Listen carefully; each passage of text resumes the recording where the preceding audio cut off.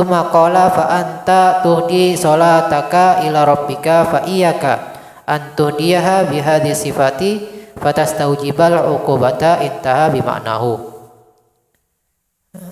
Baca halaman 166 hakikat salat lahir dan batin. Bismillahirrahmanirrahim. Radhiyallahu ankum. Hakikat salat lahir dan batin. Ada dua hakikat bagi salat, yaitu hakikat lahir dan hakikat batin. Salat seseorang itu tidak akan dianggap sempurna melainkan dengan memadukan kedua hakikat ini sekaligus. Adapun hakikat lahir ialah berdiri, membaca, ruku, sujud dan yang semisal itu dari tugas-tugas salat yang lahir. Sedangkan hakikat batin ialah khusyuk, hadir hati, ketulus ikhlasan yang sempurna, meneliti dan memahami makna-makna bacaannya, tasbih dan yang semisalnya itu dari tugas-tugas salat yang batin. Tugas salat lahir dilakukan oleh bagian anggota badan, sedangkan tugas salat batin menjadi bagian hati dan kerahasiaannya.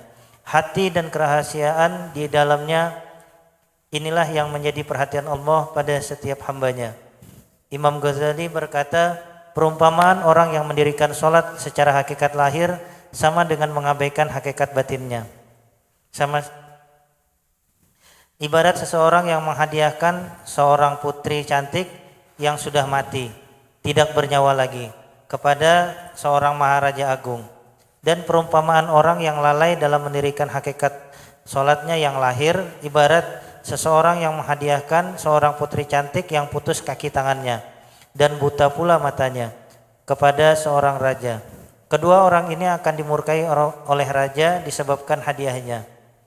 Mereka akan disiksa dan dianiaya oleh raja karena menghina kedudukan raja dan mengabaikan haknya. Selanjutnya Imam Ghazali berkata, perumpamaan itu sama dengan Anda yang menghadiahkan salat kepada Tuhan. Waspadalah, jangan Anda menghadiahkan salatmu dengan sifat-sifat itu sehingga Anda patut menerima siksa Allah Subhanahu wa taala. Bismillahirrahmanirrahim.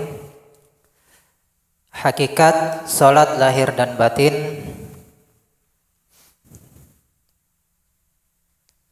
Daripada kitab Nasaih Diniyah wal Wasail Imaniyah. Waalaikumsalam.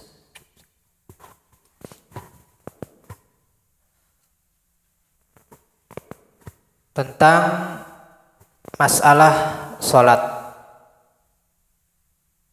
Masuk kepada pembahasan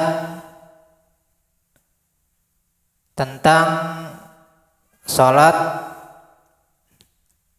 yaitu hakikatnya ada dua, baik secara lahir yang bisa dilihat dan secara batin yang tidak bisa dilihat, yaitu dikatakan dengan secara batin.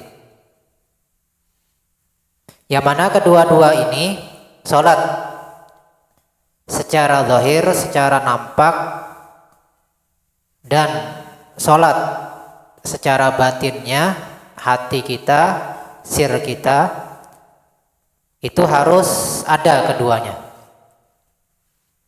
Jadi di dalam salat kita itu harus ada kedua hal ini. Tidak bisa salah satu daripada zahir ataupun batin itu ditinggalkan, harus ada keduanya. Ambil contoh seseorang yang misalnya salat cuma secara lahir, artinya dia meninggalkan secara batinnya. Berarti diantaranya dia meninggalkan ikhlas misal, ataupun khusyuk misalnya, daripada hal-hal yang bersifat batin.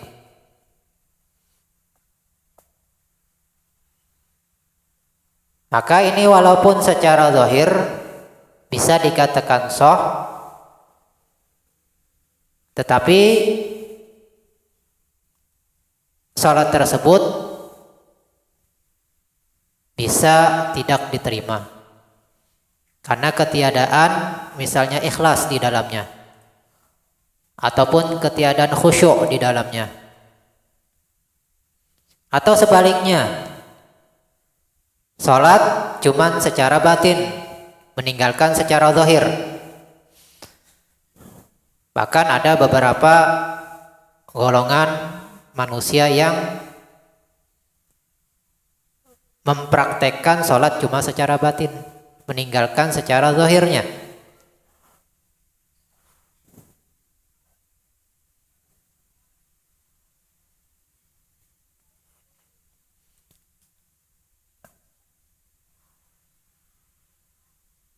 Maka secara makna ini bisa menjerumuskan seorang tersebut ke dalam kafir zindik, karena meninggalkan daripada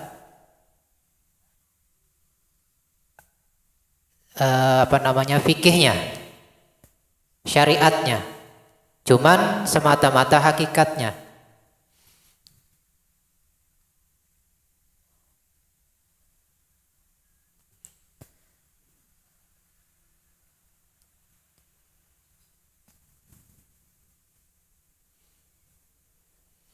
Maka kata beliau di sini, jadi sholat seseorang itu harus lengkap secara zahir dan secara batin, harus ada.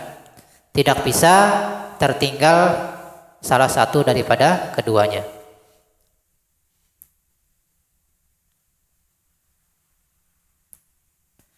Kemudian adapun secara zahir itu diantaranya rukun sholat. Di antaranya apa? Berdiri, bagi yang mampu berdiri. Jadi berdiri adalah salah satu daripada rukun.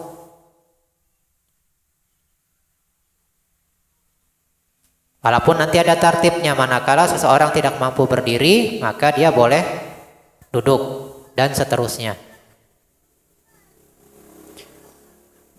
Berdiri maksudnya ketika awal takbiratul ihram.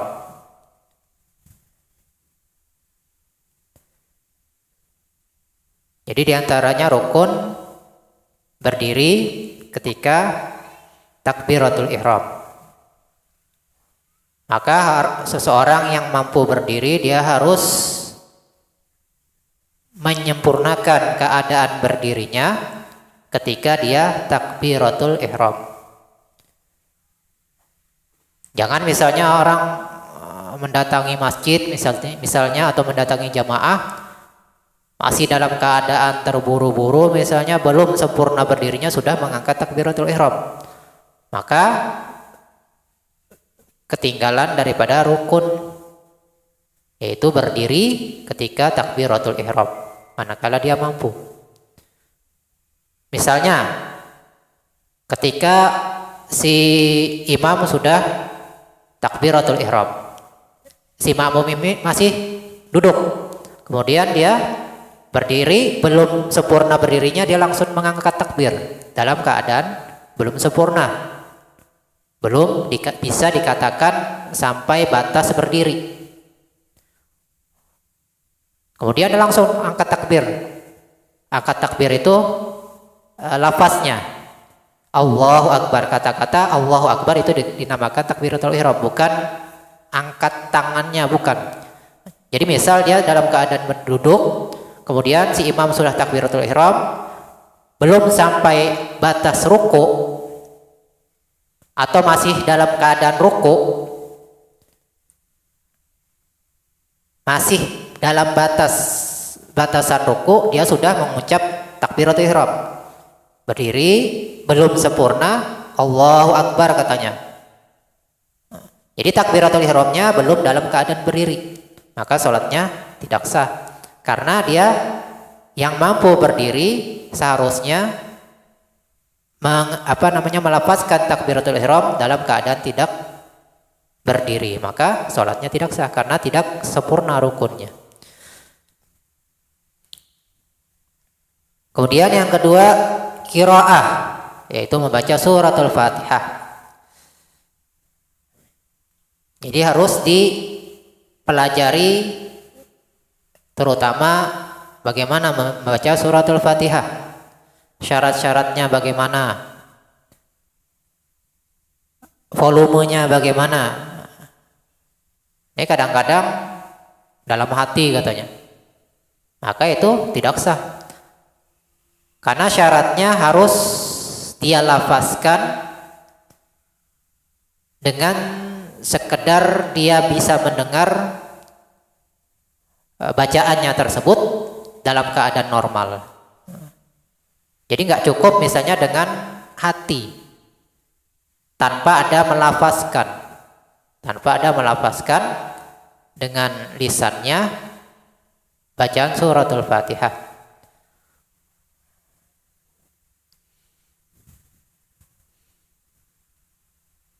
Dan lain sebagainya tentang masalah qiraatul Fatihah misalnya. Qiraah ini berkaitan nanti takbiratul ihram, itu ada juga syarat-syaratnya. Jadi di dalam sholat ada 4 rukun yang bersifat qauliyah yang harus dilafazkan, yaitu takbiratul ihram. Kemudian yang kedua suratul Fatihah termasuk bismillahnya dalam mazhab Imam Syafi'i. Kemudian tasyahud, bacaan tasyahud akhir. Dan yang keempat terakhir adalah salam yang pertama, itu harus dilafazkan. Dan yang sering kejadian salam yang pertama, sebagian imam itu kadang-kadang asnya itu enggak terlafazkan. Jadi cuma terlafazkan Assalamualaikum, asnya ketinggalan. Berarti dia meninggalkan huruf Assalamualaikum.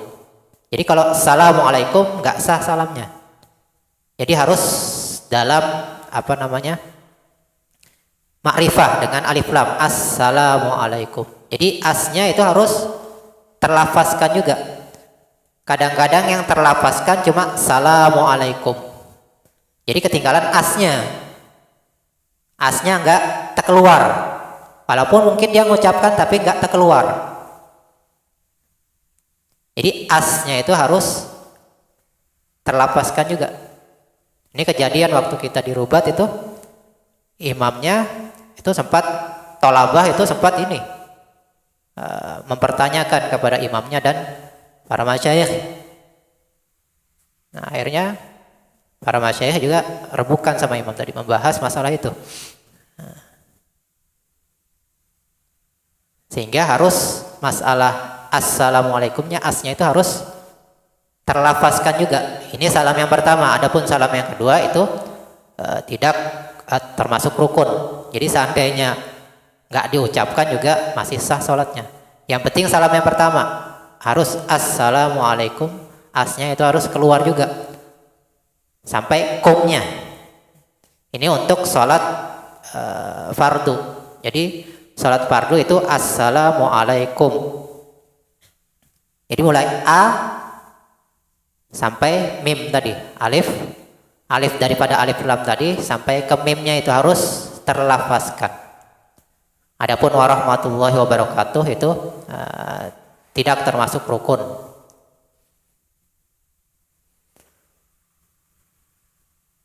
Kemudian ruku, bagaimana batasan-batasan ruku?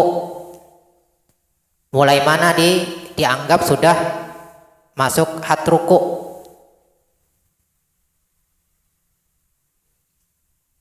Jadi ruku tipis antara had ruku dengan had berdiri. Batasan berdiri dengan batasan ruku itu tipis. Jadi diantara syarat ruku itu dia turun seandainya dia meletakkan kedua telapak tangannya ke lututnya itu sampai. Nah itu masuk had ruku sudah. Jadi kalau di atas itu sudah masuk had berdiri, batasan berdiri. Jadi sekalipun misalnya dia nggak meletakkan kedua tangannya di lututnya misalnya, tapi batasnya sudah masuk, maka itu sudah dikatakan ruku. Dan sujud, begitu juga masalah sujud. Anggota 7-nya harus ketemu dengan bumi.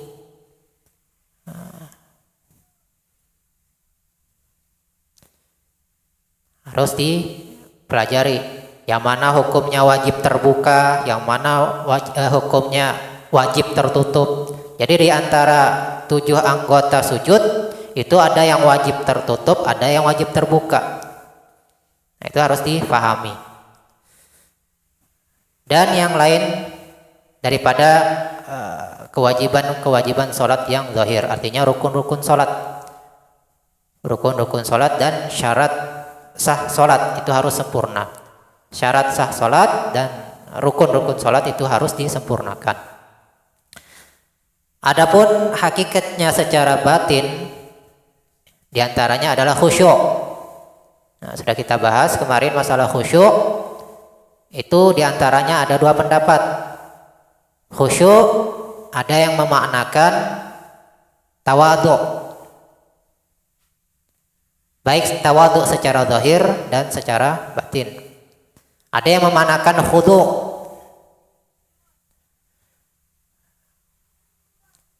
Khudu' artinya menghinakan dirinya di hadapan Allah Subhanahu wa taala. Nah, jadi khudu' secara batin dan secara zahir. Itu sudah kita bahas secara panjang menurut pendapat-pendapat diantaranya Imam Ghazali, begitu juga yang terdapat daripada Hasyiah Sawi daripada tafsir Jalalain. Sudah kita bacakan masalah khusyuk itu ada beberapa pendapat ulama. Dan yang kedua diantaranya hudurul qalbi, hadir hati. Artinya kita dalam keadaan sadar ini kita sedang berdiri, kita sedang membaca suratul Fatihah.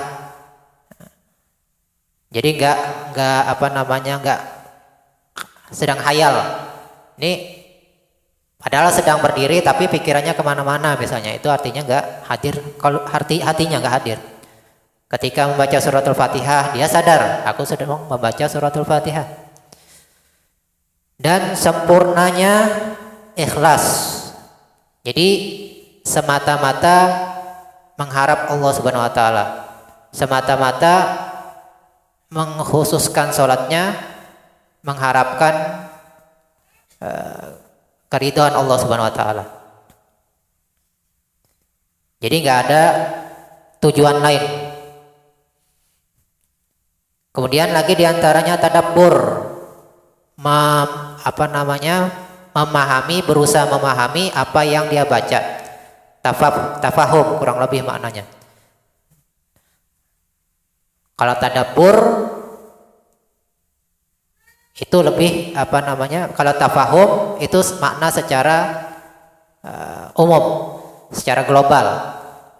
Kalau tadabbur secara satu persatu terperinci. Oh ini subhanallah. Jadi satu-satu dia tahu ini yang dibacanya subhanallah atau alhamdulillahi rabbil alamin.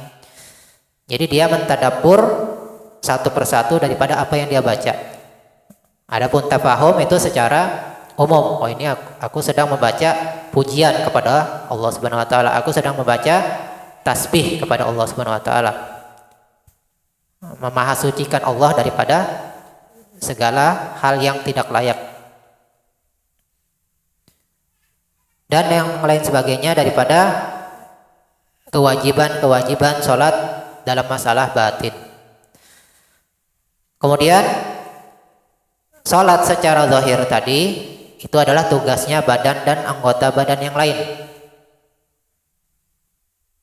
Badan secara umum dan anggota badan satu persatu adalah tugasnya menyempurnakan sholatnya secara zahir. Jari per jarinya bagaimana ketika mengangkat takbiratul ihram yang dikatakan sempurna atau minimal mendapatkan kesunahan. Bagaimana ketika meletakkan di atas paha ketika duduk. Nah itu ada yang misalnya dirapatkan, ada yang renggang. Nah itu ada kesunahannya masing-masing. Bagaimana caranya? ketika sedekap misalnya, bagaimana jari-jarinya. Nah, apa posisi jari jempolnya, bagaimana ketika tasyahud, bagaimana jarinya. Nah, itu sudah tugas daripada anggota badan satu persatu. Mata, di mana posisinya, ketika sujud, bagaimana tangannya misalnya untuk laki-laki, perempuan. Nah, itu ada tugas masing-masing.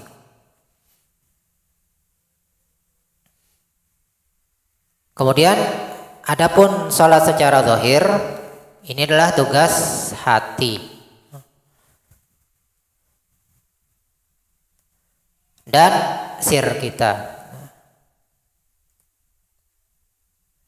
Itu di dalam kitab Imam Ghazali, diantaranya beliau menyebutkan hati itu di belakangnya ada lagi sirnya.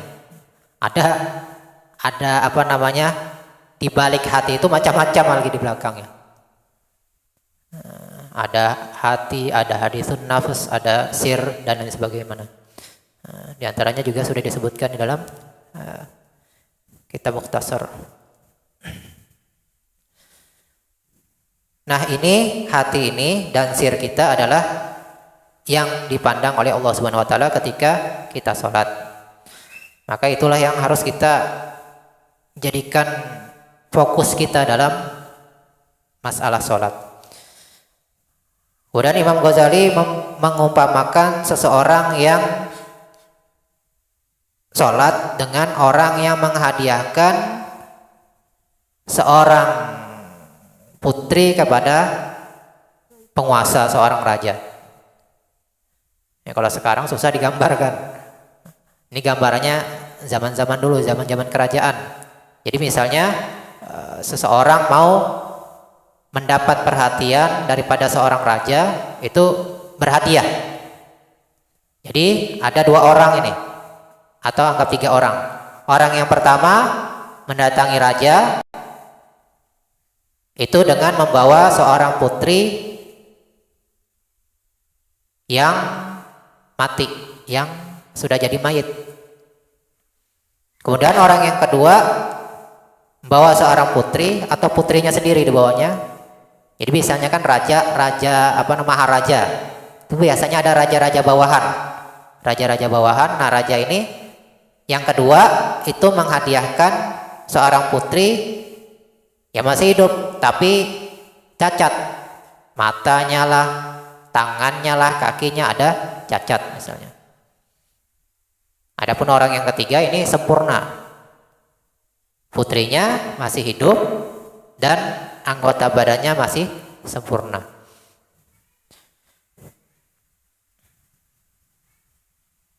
Maka kedua orang yang pertama tadi itu seolah-olah menghina kepada sang raja,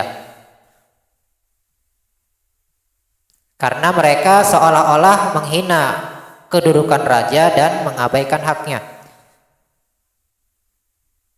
Maka yang bakal didapatkan justru bisa berupa kehinaan dan siksaan daripada sang raja. Maka ini perumpamaan seorang yang sholat. Perumpamaan orang yang pertama itu sholat tapi rukun-rukunnya tidak sempurna. Maka seolah-olah dia menghadiahkan putri yang sudah jadi mayit. Jadi kalau sholat kita rukunnya ada yang kurang, ada yang ditinggalkan, maka sholatnya tidak sempurna, sholatnya tidak sah. Jadi seolah-olah seorang putri atau seorang manusia dalam keadaan mati karena enggak punya rohnya. Karena rukun adalah sesuatu yang wajib ada. Adapun orang yang kedua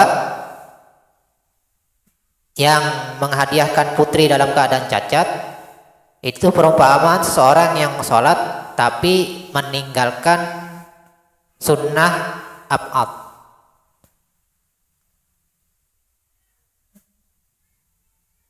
Sunnah ab'ad itu makanya kita pelajari mana saja dikatakan sunnah ab'ad.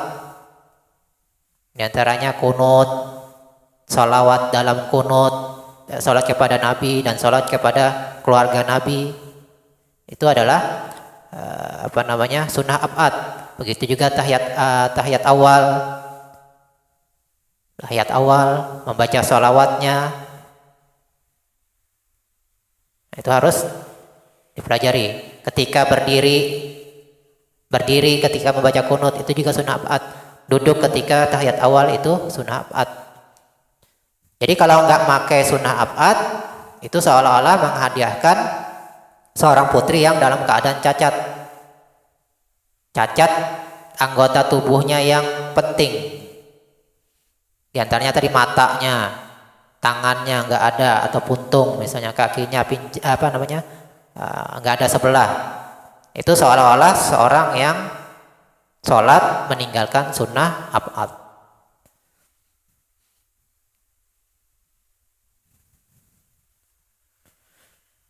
Maka kata Imam Ghazali, maka hendaklah kita waspada, jangan sampai kita menghadiahkan sholat kita terhadap Allah Subhanahu Wa Taala dengan sifat-sifat yang demikian.